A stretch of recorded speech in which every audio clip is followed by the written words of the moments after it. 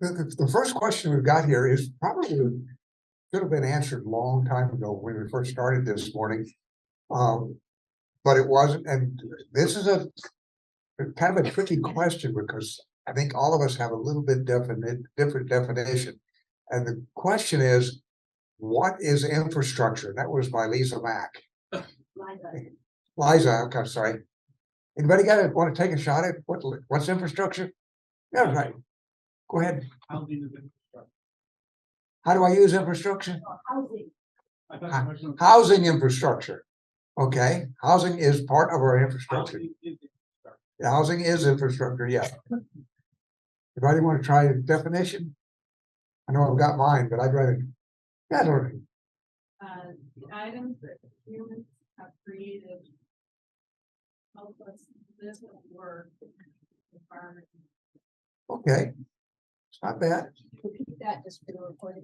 Yeah, I can remember that. It's the items that we have built or created in order to live more comfortably, or live and work in our environment. Okay, that's not bad.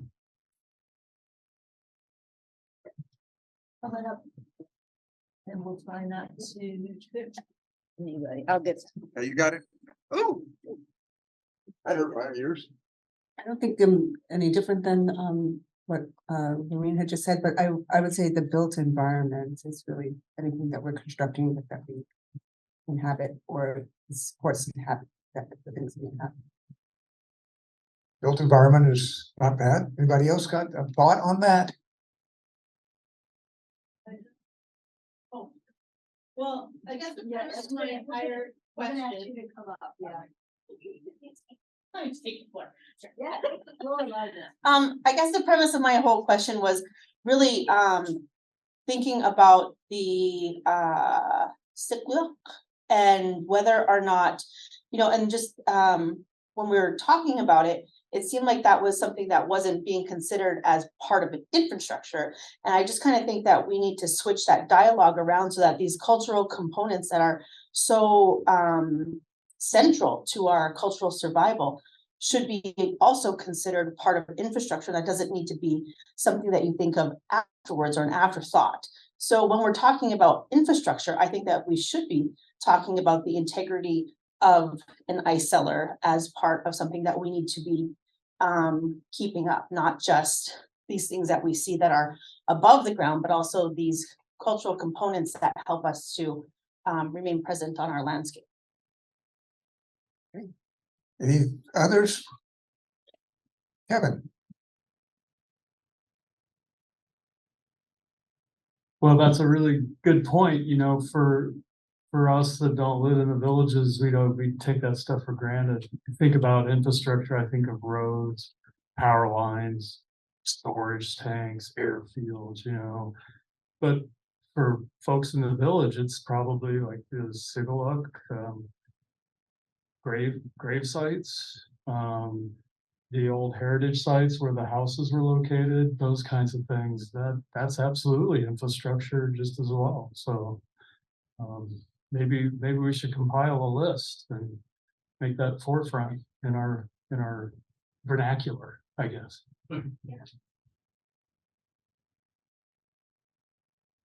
Any more? How about you, Billy?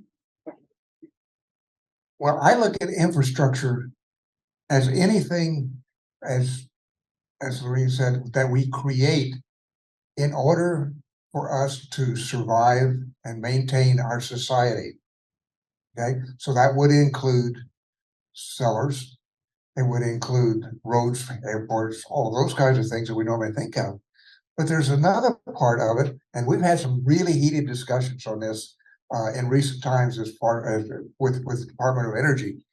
We're also looking at the infrastructure of our government, the regulations, the folks that issue the permits, that underlying, in fact, infrastructure means the underlying structure.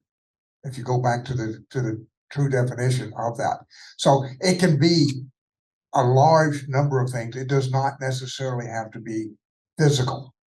So it's quite broad in, you know, what we need in order to sustain society as we know it, and the culture as we know it. So that's kind of my definition, and it's one that I've been working with the Department of Energy. We're trying to develop the same kind of definition in there. So anybody want to rebut that or add to that? All right, go ahead.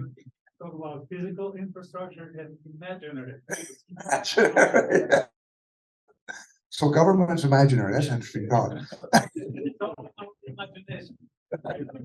Okay, yeah. If I may, I just work on a definition in the dictionary.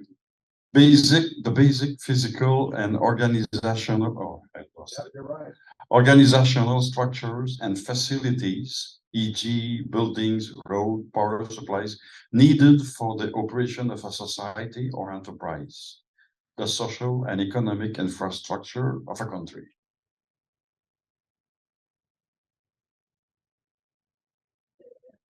I just want to add a new question to that question, and we talk about critical infrastructure.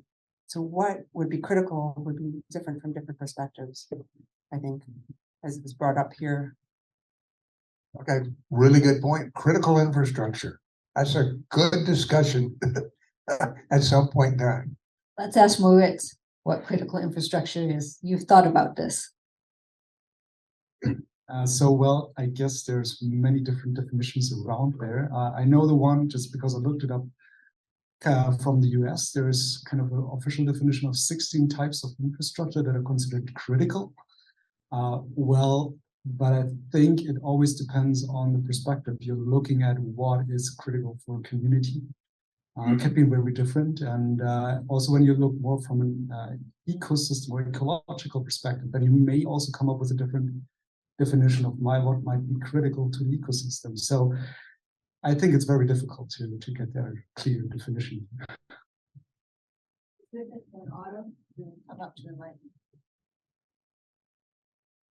So I might have been tipping my hand a bit earlier when I mentioned housing as infrastructure, which is, you know, you can get different definitions of criticality, but you know, you don't have enough housing, you don't have enough places to live. In some places that leads to declining school enrollment funds, and that ends up leading to a cannibalization of other types of infrastructure as well, not just the pipes and wires and tubes and dirt.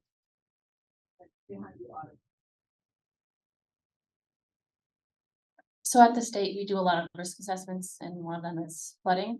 And when we're building our assessments, we're looking at all the infrastructure in the community, and we try to scale it based on what's most critical. And we think about, like, when a storm's coming in, what is required for escape routes, like having clear roads and airports, or the airstrip being clear so people can evacuate if they need to, or if they need a shelter in place, like schools and other locations that they can go to protect themselves.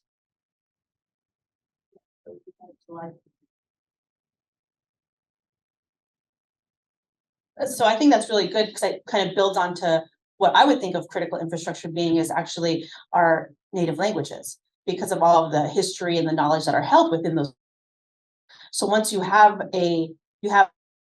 how to live, how to survive in your environment by this knowledge that is based within our own vocabulary. It's not just this kind of snow, it's this kind of snow. It's not just an egg, it's the bird's son.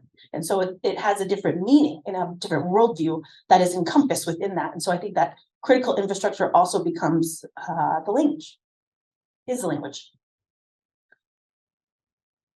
Yeah, I'll broaden that just a little bit. One thing I've learned working in communities is that critical infrastructure is not just infrastructure that's critical for physical survival, but critical for cultural survival. Let's go on to the next question. Okay, this is going to test some of the memories of especially the folks here in the north. How long did people live in a sod home? And was permafrost thaw the reason that they abandoned those sod homes?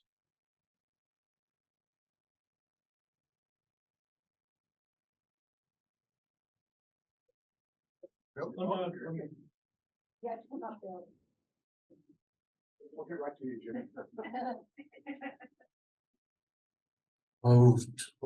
the question was, how long do people live inside homes? Seasonally.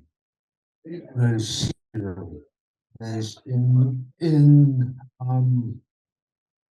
before we started living in villages such as Barrow, Wainwright, we were pretty much nomadic. And sod homes can be built in a matter of days. Used over and over again seasonally. And that's usually summertime. In hunting areas. As we had to follow game and be in certain areas like for fishing, there was no need for structures when you can build a sod home for temporary use, and you can have tents or igloos during the winter. So it depended on was animals, or migration, stuff like that. All right. Just to add to the question, I'm curious, like, if somebody built a sod home and you use it seasonally, I guess my question was more like, how many seasons or how many years could a sod home be used before it had to be abandoned and a new one had to be built? That will be probably weather dependent and the availability of sod. As sod will dry out eventually, and as living in a sod home, you also was inviting in as lemmings and stuff like that. So the second part of the question was how long did they abandon them because of permafrost? And I think we kind of got the answer to that one. So the side homes in Point Lay, and it's typical, have a superstructure. Some of them are built out of whale bones, some are ship parts. So the sod is replaceable annually if you need to, but we just keep adding to it. It's the bone or the wood, the superstructure that allows you to live there year after year after year. And our old village, our original Point Lay, it's a summer village now, but there's no reason why people couldn't live there year round forever.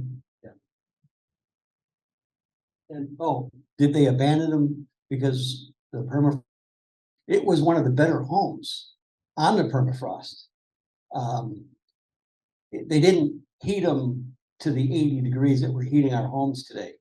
They heated them to where the blubber that they were heating with, or a little bit of driftwood, made them warm enough where they cook their meal, they can turn it off. But they're still on permafrost today, and so they're doing well.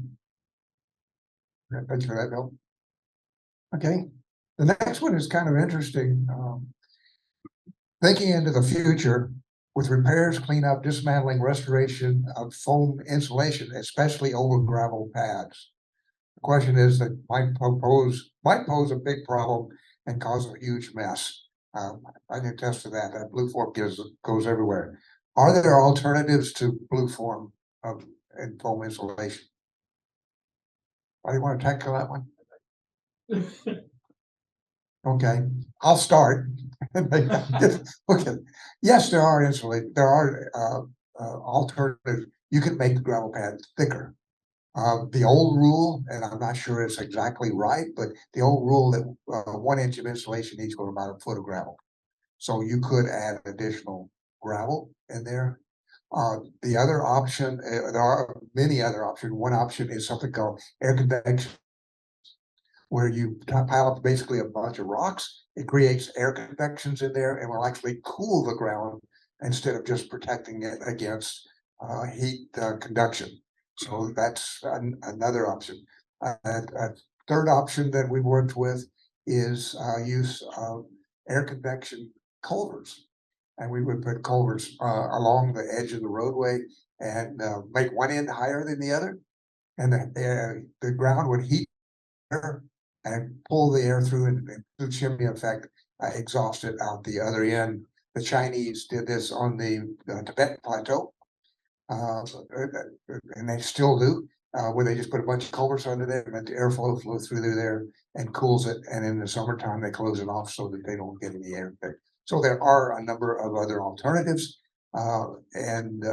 So you could use some of those, whether they're better or not, I don't know, but they're probably more expensive. So I'm not an engineer. I have a question for you. So I very recently I read about this kind of probably new thing. It's so called, I don't remember exactly the name, but it's some active latent heat covers films, which actually what they do, they freeze and thaw.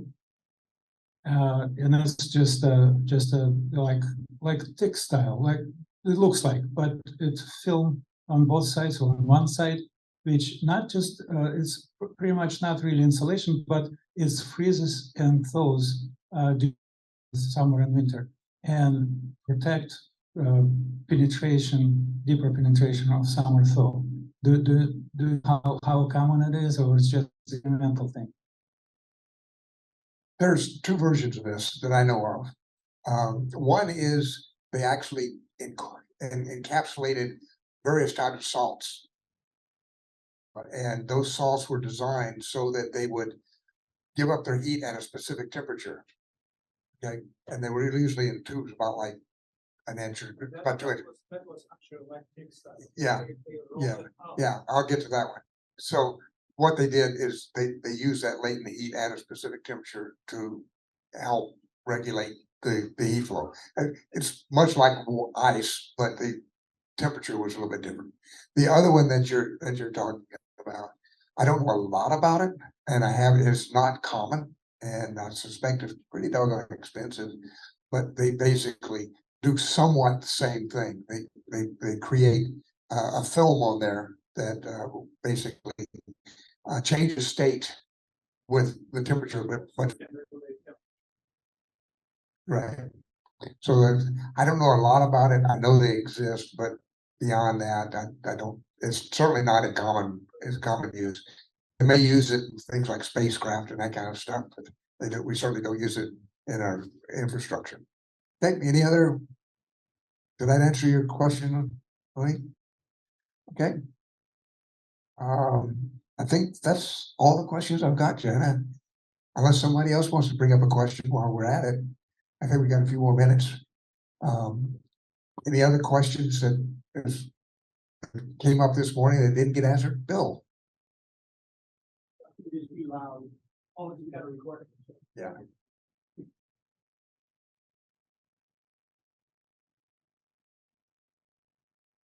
So I'm just wondering, we talk about the thickness of gravel to kind of protect the permafrost, adding some foam board to increase that insulation. But how about the fact that black gravel is absorbing so much sunlight? Can we do a whitewash surface and protect the sun rays from penetrating? Kevin, let me answer part of it, and then I'll let Kevin has done a lot of that kind of work in Greenland. But I have done it. I've actually bought a bunch of white marble, and put it down, and it did help reduce the surface temperature, and so it can work. You will get an improvement, but the problem with it is if it's just kind of sitting out there, it gets dirty, and then it doesn't work so well. And if there's traffic on it, marble is soft, and so the tires grind it up. But I know what Kevin's about to say, so I'll let him say it. That's a really great question. So you increase the albedo and it works. They did it at Thule Air Base. They poorly constructed the runway. They didn't put in enough fill, enough that they should. After they built it in 1951, the summer thaw depth was starting to get down to the ice-rich soils. So they started topically painting white. It was our group back then. We were known by something else, but anyway, it was our group. And it works. It reduces the thaw depth in Greenland at that climate and that soil type by 2 feet. And so that was perfect because that just prevented that summer thaw from getting down to that ice-rich surface. That worked okay. They were doing a mosaic at spots that were depressing. And then the powers that be, I'm not sure if it was FAA or the Air Force, said you can't do that. It's got to be, the runway has to be all one color. And so what they were able to do just to keep it nice and pristine white every summer with a little bit of painting, they now had to paint 4 million square feet every year. And that was just a huge burden. And so my project was to look at that and see if there are ways that we could get away from that. And what I found was that 2 feet only happened when the white paint was brand spanking new and as white as this piece of paper here. As soon as it started to degrade, even to like an off shade like this, or even like this table, the albedo was down to less than a half. And so the thaw depth wasn't as acute. And then what it did alternatively is it allowed hoarfrost to grow. I don't really know the mechanism here, but between black pavement and white pavement, hoarfrost would grow on that white pavement. And so they had to then aggressively broom it every morning in order to keep their braking ability on the airfield. And what did that do? That took the paint off. And so it was this just terrible, terrible cycle. But it does work. And I think DOT did a bunch of this too. So yeah, increasing the albedo works, but it's got its issues with it. So yeah. Yeah, back in the early 1980s, we did the same thing on roads, and 2 things occurred. One, it got slick, really, even with water, it got slick. But when we got the hoarfrost, it's just untenable. And the second thing is, they'd come around the corner, and the sun would be shining on it, and they would be blinded. So we only left it a few months, and then we painted it black.